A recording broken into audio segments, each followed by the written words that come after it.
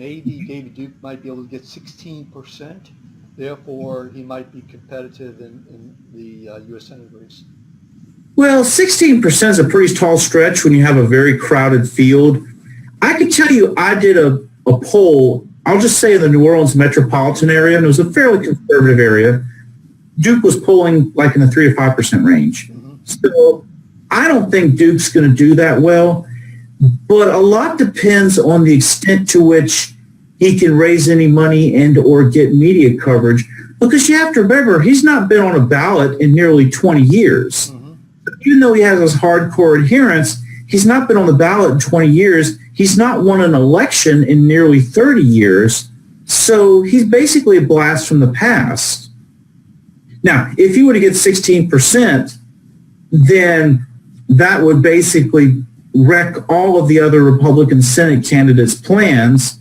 And that's getting close to a runoff position because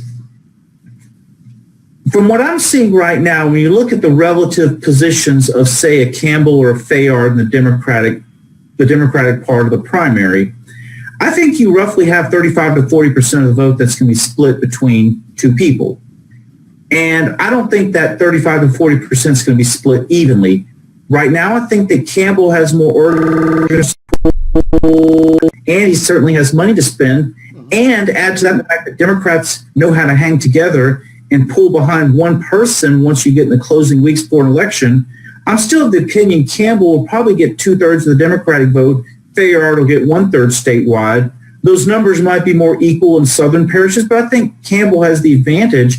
It really then becomes a case of what's the spread between the two and the spread between the Republicans. So some fascinating electoral math is going to be going on.